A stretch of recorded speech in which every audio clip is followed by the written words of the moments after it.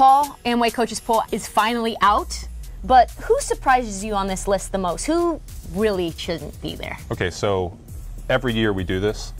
Well, not we, coaches do this. They'll pick teams that look great in helmets and pads, but will be terrible come October. Pedigree alone? Pedigree. LSU is that team. I mean, LSU, I can't make a case for them being top 40.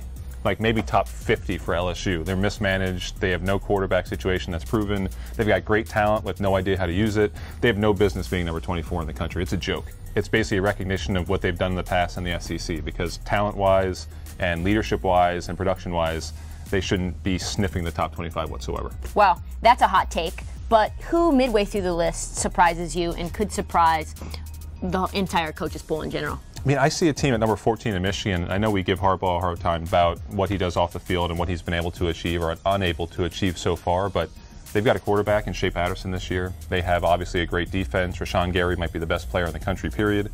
I see them as a playoff dark horse, that a team that could be 14 to start the year but begins to move up. They beat Notre Dame week 1, all of a sudden they're top 10, and they could be there at the end. So I do think that there are two teams here that most fans, I believe, will look at the list and wonder why they're so high in that regard. Washington at 6 and Wisconsin at 7. Washington is overlooked because they play in Washington, and no one watches Pac-12 football predominantly. I think they're the best team in the Pac-12 and a team that I think will make to the playoff if they can go 12-0, which is a real possibility. And then the Badgers. Everyone talks about Ohio State in the Big Ten. Wisconsin, to me, best team in the conference. They'll get to the playoff. Okay, so let's talk about the top of the list. Alabama, of course, is number 1, as always. Obviously. Look, the only surprise is that they got 61 first-place votes out of 65. I thought Clemson might have got 5 first-place votes, but Alabama, clean sweep, just bow down to our overlords, because Alabama is, again, the best team in the country. Still?